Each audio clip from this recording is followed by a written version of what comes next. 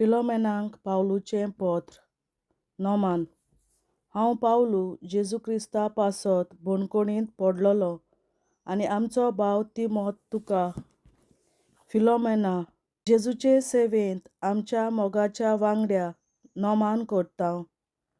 तशेंच नोमान करतां एफ्रियेक आमचे भयणीक आनी आर्किपुसाक आमचे भाशेन भावार्था खातीर इतले कश्ट घेतोल्यांक आनी तुज्या घरांत जमतोल्या पवित्र सोबेक देव आमचो बाप आनी जेजू क्रिस्त आमचो सुमी तुमकां आपली दयालाय आनी शांती भोगूंक दिवं. दिनवासनी आनी मागणे. म्हज्या मागण्यांनी तुजो उगडास करतां. तितलेय पावटी म्हज्या देवाक दिनवासतां, कित्याक देवाच्या सगल्या भक्तांचो तूं कितलो मोग करताय आनी सुमया जेजूचेर कितलो गोड तुजो भावार्थ तें हांवें आयकलां.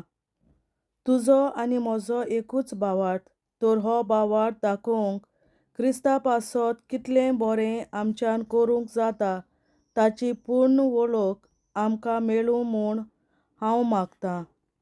तुज्या मोगाची खबर आयकून म्हाका व्हड संतोश भोगलो आनी घोटाय मेळ्ळी. आमच्या भावां भयणींची काळजान तुवें म्हज्या भावा समाधान केलें. ओनेसिमुसा पासत पावलू फिलोमेनाक उलो करता. ह्या पासत क्रिस्ता सोबेन धीर घेवन म्हज्यान तुका तुजो कायदो पाळूंक हुकूम घालूंक जातालें. तरी तुज्या मोगाक उलो मारूंक आनी तुका विनोती करूंक फुडें सरतां. हांव पावलू म्हातारे पिरायेक पावलोलो आनी त्यावन ओदीक आतां जेजू क्रिस्ता खातीर बोणकोणींत पडलोलो. तुका ही विनोती करता.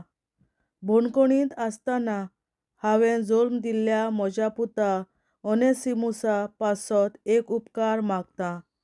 एका वेळार तो तुका फायद्याचो जाल्लो ना, पूण आतां म्हाका फायद्याक पडलो तसो तुकाय तो फायद्याचो जातलो. हांव ताका तुजेशी परतून धाडटां. ताका धाडून एके भाशेन म्हजें काळीजूच धाडटां.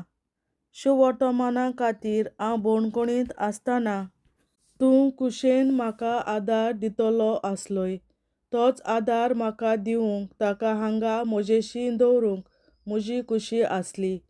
पूण तुजी मानवताय नासतना कितेंच करूंक म्हाका बरें दिसलें ना. तुजो उपकार तुजे आपखोशेचो जावचो आनी तुका बोल करून हांवें तो काण घेवचो न्हय म्हूण म्हाका दिसलें. ओनेसिमुसाक घडये तुजे सोडशिल्लो थोडो वेळ ह्याच पासत काडलोलो जायत की तो दुसरी तुज्या सांगाता सदांकाल आसचो. पूण आतां गुलाम कसो न्हय, तर गुलामा परस ओदीक व्हडतो, एक आपुरबायेचो भाव कसो.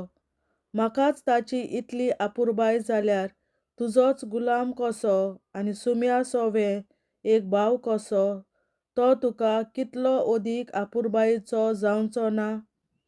तर आमचे मदें आसा त्या एकचाराक तूं मोल दिताय जाल्यार म्हाका तुमगेर मोयपासान घेतलो आसलोय.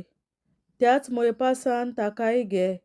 ताणें जर तुका कसलें लुकसाण हाडलां वो तो तुका कितें देणें आसा जाल्यार तें म्हज्या हिशोबाक लाय. हांव पावलू म्हज्याच हातान हें बरोवन दितां. हांव फारीक करतलों. तुका हांवें तुज्या रिणाचो उगडास करची गरज ना. म्हजे कडेन तुका आसा तें रीण म्हणल्यार म्हजे वरवीं तुका मेळ्ळां तें भावार्थाचें जिवीत. तर म्हज्या भावा, सुम्या खातीर तुजेर पातयेवन रावतां. क्रिस्ता सोबें म्हजो जीव समाधान कर. हें बरयतना हांव मागतां तें तूं करतलोय म्हूण म्हाका खात्री आसा.